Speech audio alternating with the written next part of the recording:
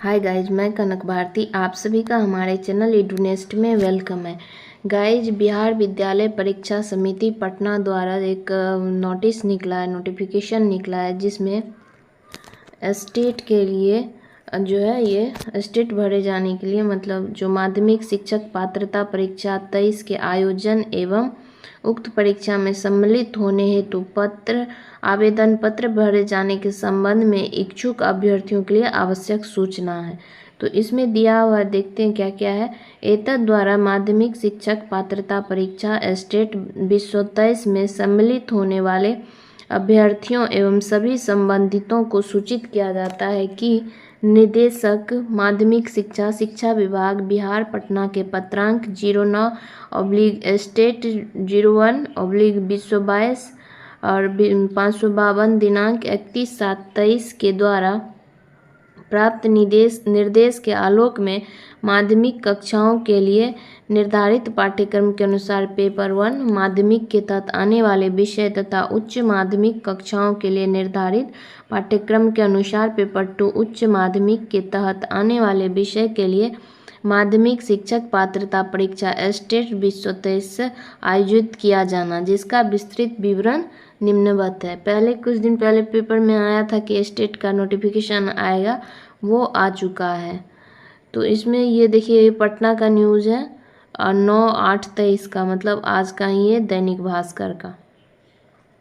तो इसमें दिया हुआ है संरचना, जो एग्जाम होगा उसका संरचना कैसा होगा। पात्रता परीक्षा के प्रश्न बहुविकल्पीय होंगे और प्रत्येक प्रश्न 1 अंक का होगा और कोई नेगेटिव मार्किंग नहीं होगी। परीक्षा के विषय होंगे जो माध्यमिक कक्षाओं के लिए निर्धारित पाठ्यक्रम पेपर 1 माध्यमिक के तहत आने वाले विषय तथा उच्च माध्यमिक कक्षाओं के लिए निर्धारित पाठ्यक्रम अनुसार पेपर 2 उच्च माध्यमिक के तहत आने वाले विषय का विवरण निम्न है। मतलब पेपर 1 हो जाएगा माध्यमिक के लिए और जो पेपर 2 है वो हो जाएगा, यहाँ पे पेपर 2 है वो हो जाएगा उच्च माध्यमिक के लिए। तो इसमें देखते हैं माध्यमिक वाले में क्या दिया हुआ है। माध्यमिक में सामान्य विषय के लिए है, यहाँ आप देखिए सामान्य विषय के लिए दिया हुआ है। सामान्य विषय में है हिंदी, उर्दू, बांग्ला, मैथिली, संस्कृत, अरबी, फारसी, भोजपुरी, अंग्रेजी, गणित, विज्ञान, सामाजिक विज्ञान। मतलब टोटल 12 सब्जेक्ट के लिए है सामान्य विषय में।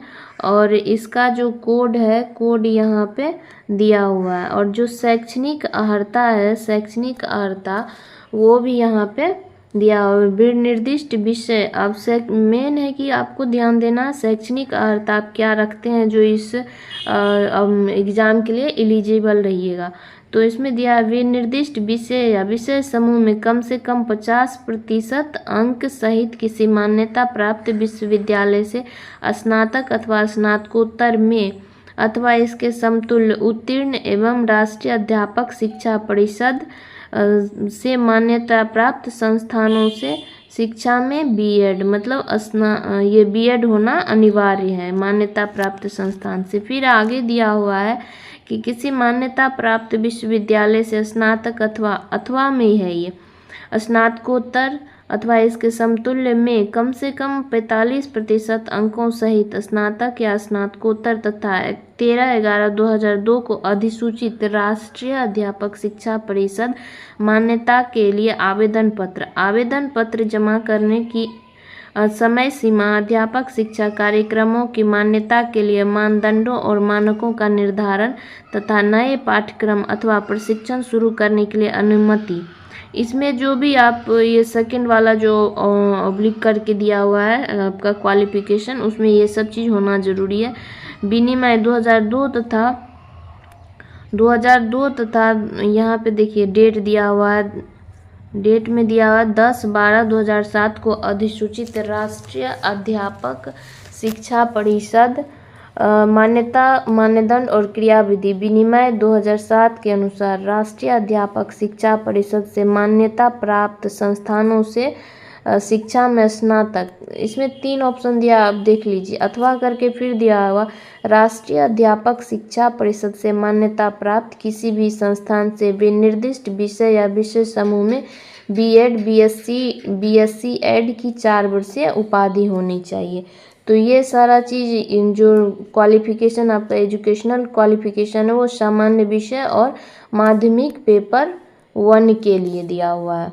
फिर है शारीरिक शिक्षा। शारीरिक शिक्षा का जो कोड है उसमें अब देखिए सब्जेक्ट क्या क्या दिया हुआ। एक वैकल्पिक विषय के रूप में शारीरिक शिक्षा के साथ 50% अंकों सहित शारीरिक शिक्षा में स्नातक उपाधि, मतलब आपका जो है शारीरिक शिक्षा में स्नातक की उपाधि होनी चाहिए। अथवा वैकल्पिक विषय के रूप में शारीरिक शिक्षा के साथ 45% अंकों सहित शारीरिक शिक्षा में स्नातक उपाधि तथा एसोसिएशन ऑफ इंडियन यूनिवर्सिटी अथवा इंडियन ओलंपिक एसोसिएशन द्वारा मान्यता प्राप्त राष्ट्रीय अथवा राज्य अथवा अंतर विद्यालयी खेलकूद अथवा खेल प्रतियोगिताओं अथवा एथलेटिक्स में सहभागिता। फिर इसमें और भी अथवा करके दिया हुआ देख लीजिए। 45% अंकों सहित स्नातक उपाधि तथा राष्ट्रीय अथवा राज्य अथवा अंतर विश्वविद्यालयी खेलकूद तथा अथवा खेलों प्रतियोगिताओं अथवा एथलेटिक्स में सहभागिता। फिर है अथवा करके प्रतिनियुक्त सेवारत अभ्यर्थी अर्थात प्रशिक्षित शारीरिक को अध्यापक या कोच 45% अंकों सहित स्नातक तथा राष्ट्रीय अध्यापक शिक्षा परिषद मान्यता प्राप्त मानदंड और क्रियाविधि विनिमय 2009 के अनुसार कम से कम 3 वर्ष का उसको क्या होना चाहिए, एक्सपीरियंस होना चाहिए अगर वो कोच या अध्यापक है तो उसके लिए। और फिर मार्क्स का जो परसेंटेज दिया हुआ यहाँ पे 45% होना चाहिए। फिर नेक्स्ट जो पॉइंट इसमें अथवा करके दिया है ये सब शारीरिक शिक्षा के लिए मैं बता रही हूँ। 45% अंकों सहित शारीरिक शिक्षा में अथवा स्नातक अथवा एक वैकल्पिक विषय के रूप में शारीरिक शिक्षा के साथ न्यूनतम 40% अंकों सहित स्नातक अथवा ऐसा स्नातक जिसने खेलकूद या खेलों में स्कूल अंतर कॉलेजिएट में भाग लिया हो अथवा राष्ट्रीय अध्यापक शिक्षा परिषद मान्यता मानदंड और क्रियाविधि विनिमय 2007 को अधिसूचित के अनुसार NCCC प्रमाण पत्र पास किया हो अथवा शारीरिक शिक्षा में 3 वर्ष की अवधि का स्नातक अर्थात BPEd पाठ्यक्रम अथवा इसके समतुल्य अथवा ऐसा स्नातक जिसने खेलकूद खेलों एथलेटिक्स में राज्य या विश्वविद्यालय का प्रतिनिधित्व किया हो अथवा ऐसा स्नातक जिसने अंतर कॉलेजिएट खेलकूद खेल प्रतियोगिताओं में पहला दूसरा अथवा तीसरा स्थान प्राप्त किया हो, NCCC प्रमाण पत्र का धारक हो अथवा जिसने जोखिम खेलकूद में बुनियादी पाठ्यक्रम पास किया हो अथवा 13/11/12 को अधिसूचित राष्ट्रीय अध्यापक शिक्षा परिषद मान्यता के लिए आवेदन पत्र जमा करने की समय सीमा अध्यापक शिक्षा कार्यक्रमों की मान्यता के लिए मानदंडों और मानकों का निर्धारण तथा नए पाठ्यक्रम अथवा प्रशिक्षण शुरू करने के लिए अनुमति। ये सारा चीज़ आपको मतलब फॉर्म भरने से पहले भी जो नोटिफिकेशन आएगा उसमें देख लीजिएगा कि क्या क्या क्वालिफिकेशन होना चाहिए। 2002 के अनुसार खेलकूद विज्ञान, खेलकूद प्रबंध, खेलकूद कोचिंग, योगा, ओलंपिक शिक्षा, खेलकूद पत्रकारिता आदि में 1 वर्ष के प्रशिक्षण कार्यक्रम सहित स्नातक तथा राष्ट्रीय अध्यापक शिक्षा परिषद द्वारा मान्यता प्राप्त किसी संस्थान से शारीरिक शिक्षा में कम से कम 1 वर्ष की अवधि का स्नातक BPEd अथवा इसके समतुल्य होना चाहिए। फिर देखिए अगला सब्जेक्ट जो दिया हुआ है वो है म्यूजिक के लिए और इसका कोड है 114। इसमें दिया है न्यूनतम 50% अंकों के साथ किसी मान्यता प्राप्त विश्वविद्यालय अथवा मान्यता प्राप्त बोर्ड या संस्थान से संगीत शिक्षा में स्नातक उपाधि अथवा उसके समकक्ष अर्हता मान्यता प्राप्त संस्थान के संबंध में किसी प्रकार का विवाद उत्पन्न होने पर प्रशासी विभाग का निर्णय क्या होगा, अंतिम होगा। फिर अगला सब्जेक्ट है ललित कला।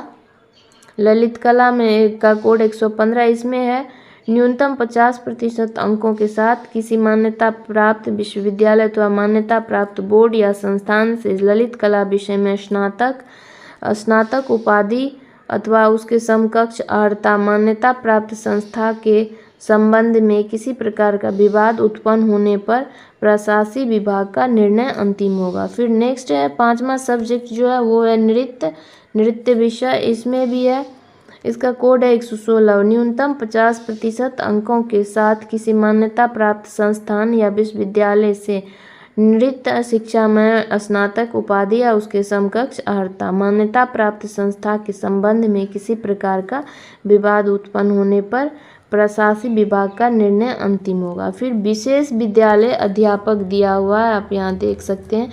इसमें राज्य को माध्यमिक एवं उच्च माध्यमिक विद्यालयों में समावेशी शिक्षा जो है इंक्लूसिव एजुकेशन के तहत विशेष आवश्यकता वाले छात्र छात्राओं को पढ़ाने हेतु विभिन्न दिव्यांगता यथा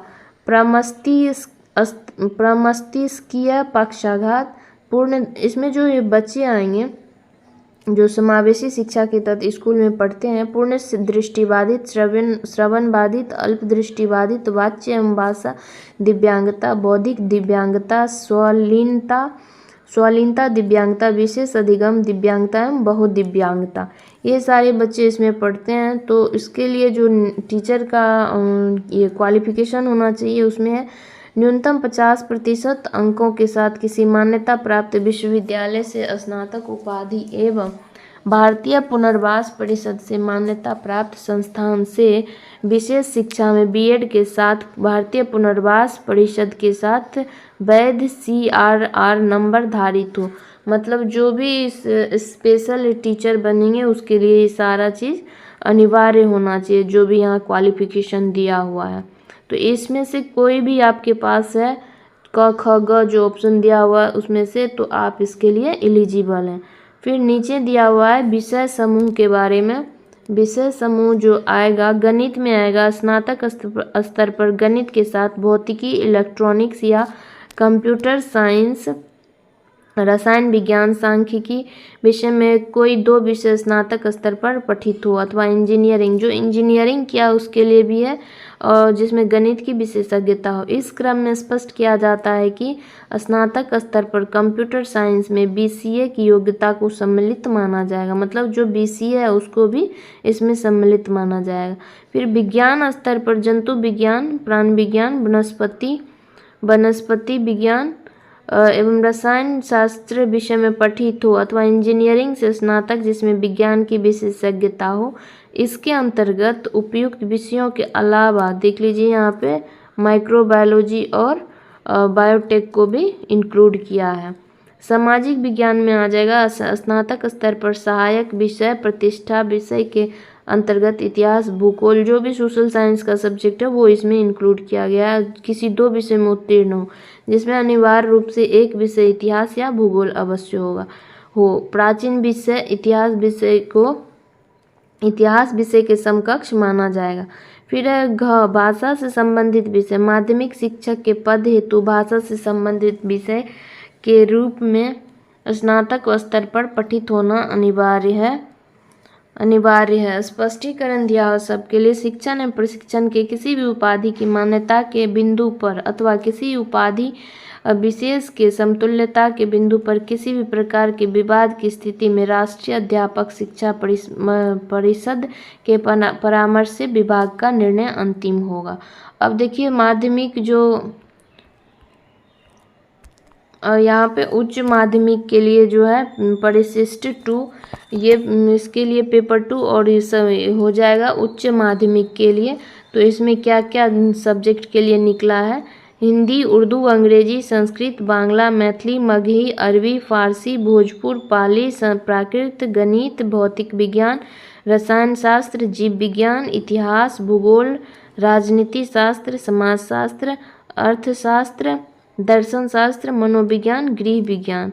फिर है वाणिज्य विषय और वाणिज्य के लिए कंप्यूटर साइंस और कृषि विषय। आजकल कृषि विज्ञान में भी लोग कर रहे हैं तो वो भी है, पहले से भी था लेकिन अभी कुछ ज़्यादा प्रचलन में है। फिर संगीत विषय, ये सारा चीज़ दिया हुआ और फिर ये सब सब्जेक्ट है 5 सब्जेक्ट टोटल और जो सामान्य विषय के अंतर्गत आया है। और विषय कोड और विषय मतलब यहाँ विषय होना चाहिए और विषय कोड ये यहाँ पे ये सब दिया हुआ। फिर ये शैक्षणिक अर्हता में दिया हुआ, निर्दिष्ट विषय में कम से कम 50% अंकों सहित किसी मान्यता प्राप्त विश्वविद्यालय से स्नातकोत्तर उत्तीर्ण एवं राष्ट्रीय अध्यापक शिक्षा परिषद से मान्यता प्राप्त संस्थान से शिक्षा में स्नातक होना चाहिए।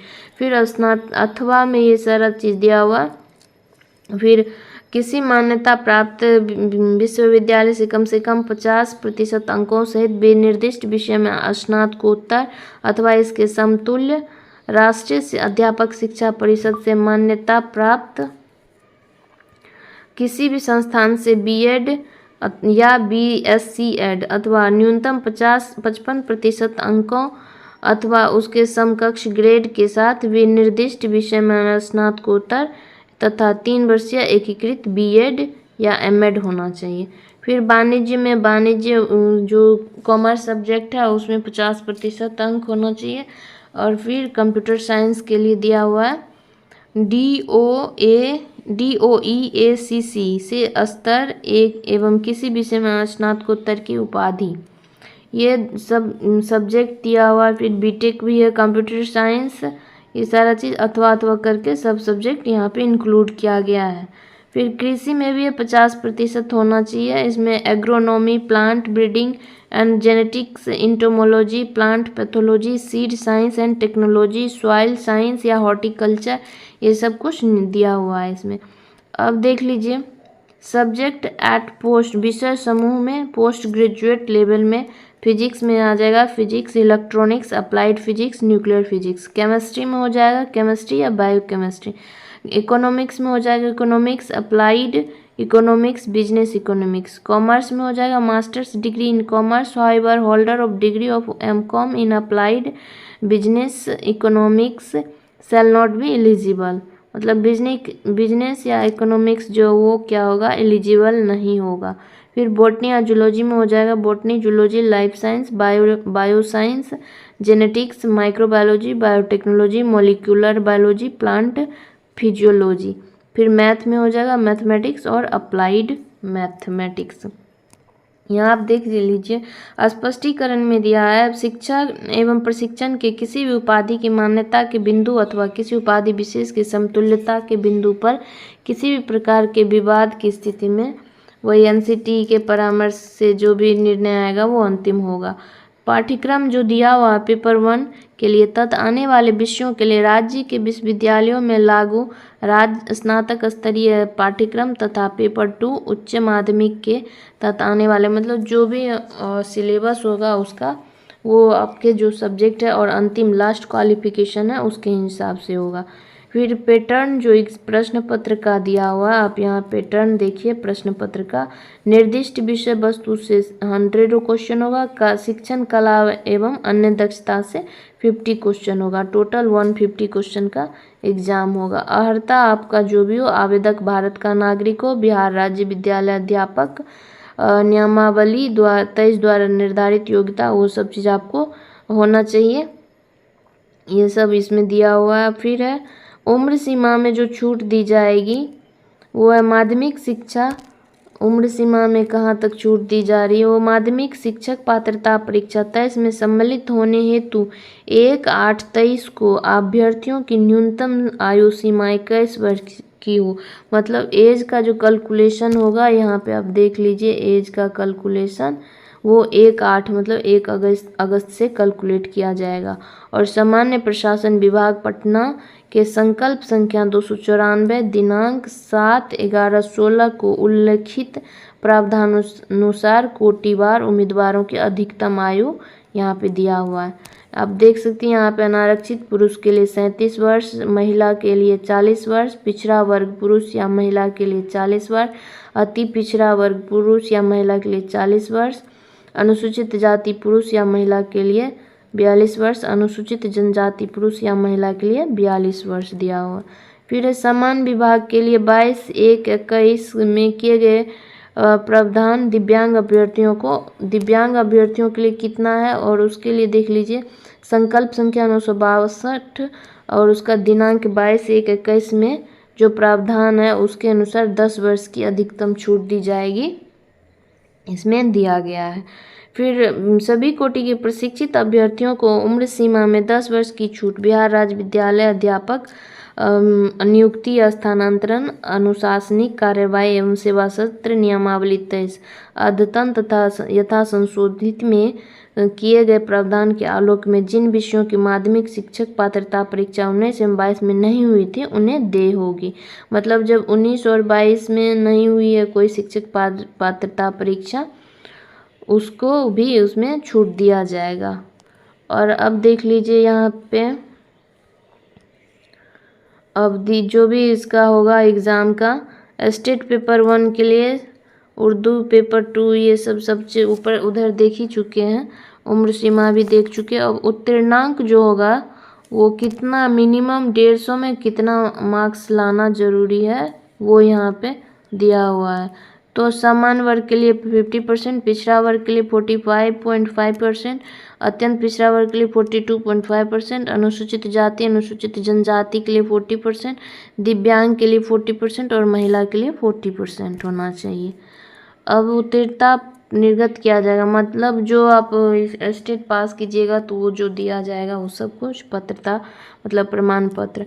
फिर परीक्षा शुल्क देख लीजिए, अगर आप दोनों पेपर अप्लाई कर रहे हैं तो आपको 1440 लगेगा पेपर, मतलब माध्यमिक परीक्षा शुल्क की निर्धारित राशि दोनों के लिए है ये। सामान्य वर्ग, फिर अनुसूचित जाति और जनजाति के लिए दोनों उसको है 1140 रुपये, अगर वो दोनों के लिए यूज़ कर रहा है, ये फॉर्म अप्लाई कर रहा है तो। और एग्ज़ाम क्या होगा, कंप्यूटर बेस्ड विधि से आयोजित की जाने वाली प्रतियोगिता परीक्षाएं जिसमें अभ्यर्थियों की संख्या अपेक्षाकृत ज़्यादा होती है का आयोजन एक से अधिक पालियों में किया जाता है। ऐसे परीक्षाओं में सामान्यतया अलग अलग पालियों में मतलब जो अगर एक शिफ्ट से ज़्यादा एग्ज़ाम होगा तो क्या वहाँ पे नॉर्मलाइजेशन लागू किया जाएगा रिजल्ट देने में। फिर वही दिया हुआ नॉर्मलाइजेशन कैसे क्या होगा। फिर परीक्षा की अवधि होगी 2.5 घंटे की होगी, 150 मिनट की परीक्षा होगी और ये कंप्यूटर बेस्ड परीक्षा होगी। यहाँ देख लीजिए कंप्यूटर बेस्ड परीक्षा की अवधि 150 मिनट मतलब 2.5 घंटे की होगी। ऑनलाइन परीक्षा आवेदन भरने की तिथि जो है उक्त परीक्षा में सम्मिलित होने के लिए केवल निर्धारित अर्हता रखने वाले अभ्यर्थियों से सिर्फ ऑनलाइन के माध्यम से पात्रता परीक्षा आवेदन पत्र में परीक्षा शुल्क दिनांक 9/8/23 के अपराह्न से 4:30 बजे से 23/8 के अपराह्न तक स्वीकार किए जाएंगे। मतलब ये जो आप देख लीजिए, ये मैं इसको अंडरलाइन कर दे रही हूँ कि आप 9 तारीख से, 9 तारीख आज है, 4:30 बजे से ये स्टार्ट होगा और 23 तारीख तक ही अप्लाई कर सकते हैं, 9 से 23 तक ये डेट है। परीक्षा आवेदन पत्र भरने की विधि आपको उसके लिए bsebstate.com पर जाना होगा और आप ये सब भर सकते हैं। फिर परीक्षा पत्र समिति के वेबसाइट पर जो होगा उसमें विस्तृत विधि निम्नवत है। वेबसाइट में जाइए, आवेदन की प्रक्रिया 3 चरण में पूरी होगी।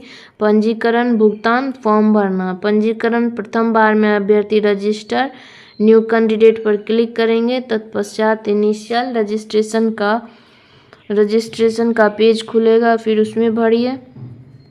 और परीक्षा शुल्क जो भी है लॉगिन करने के उपरांत मेक पेमेंट का ऑप्शन खुलेगा, सब आप भर लीजिएगा। उसके बाद ये सब उसके लिए दिया हुआ देख लीजिए। आप फ़ोटो अपलोड, रंगीन फोटोग्राफ एवं हस्ताक्षर 20 KB से 50 KB तक एवं उसका आयाम जो है 3.5 सेंटीमीटर, 3.5 सेंटीमीटर से 4.5 सेंटीमीटर होना चाहिए। और हस्ताक्षर जो स्कैन किया हो उसका 10 से 30 KB तक होना चाहिए। रिसेंट का फोटोग्राफ होना चाहिए और उसका बैकग्राउंड जो है सफ़ेद होना चाहिए, हल्के रंग का होना चाहिए एवं कैमरे के सामने खिंचा हुआ होना चाहिए। और प्रमाण पत्र जो भी अपलोड करना है वो आपके पास प्रमाण पत्र होना चाहिए। ये देख लीजिए, सबसे इम्पोर्टेंट चीज़ जो है, इम्पोर्टेंट चीज़ वो है आपका प्रमाण पत्र। वो अभिप्रमाणित प्रति अपलोड करना होगा, जिसमें कि 10th का प्रमाण पत्र एवं अंक पत्र, जन्मतिथि के लिए इंटर का प्रमाण पत्र एवं अंक पत्र, स्नातक का प्रमाण पत्र एवं अंक पत्र, स्नातकोत्तर का प्रमाण पत्र एवं अंक पत्र, बीएड का प्रमाण पत्र एवं अंक पत्र, शैक्षणिक योग्यता यदि हो अन्य कोई आपके पास एक्स्ट्रा है तो वो भी लगा सकते हैं। सक्षम प्राधिकार द्वारा निर्गत आवासीय प्रमाण पत्र होना चाहिए, जाति प्रमाण पत्र होना चाहिए और क्रीमी लेयर रहित अद्यतन प्रमाण पत्र भी होना चाहिए आपके पास। आरक्षण का दावा करने वाली विवाहित महिलाओं के जाति या अद्यतन क्रीमी लेयर रहित प्रमाण पत्र उनके पिता के नाम एवं पता से निर्गत होना चाहिए, न कि पति से। फिर आप सब चीज़ देख लीजिए यहाँ पे जो दिया हुआ है, मतलब आपके पास अभी ये आज से ही फॉर्म फिलअप होना शुरू हो जाएगा और ये सारा डॉक्यूमेंट्स आपके पास होना चाहिए। फिर परीक्षा संबंधित सूचना, परीक्षा फल 30 दिनों में तक ही प्राप्त किया जा सकेगा परीक्षा फल प्रकाशन की तिथि से। अब ये सब चीज़ है, देख लीजिए। वीडियो थोड़ा लंबा हो गया क्योंकि इसमें सारा इन्फॉर्मेशन इंक्लूडेड है। अब आज से फॉर्म भी फिलअप शुरू हो जाएगा। गाइज, अगर आप लोग को ये वीडियो हेल्पफुल लगे और कहीं भी कोई परेशानी हो, कुछ समझ में नहीं आया हो तो आप कमेंट सेक्शन में कमेंट करिए, मैं उस चीज़ को समझाने का कोशिश करूँगी। अगर वीडियो पसंद आए तो चैनल को लाइक, शेयर एंड सब्सक्राइब कीजिए।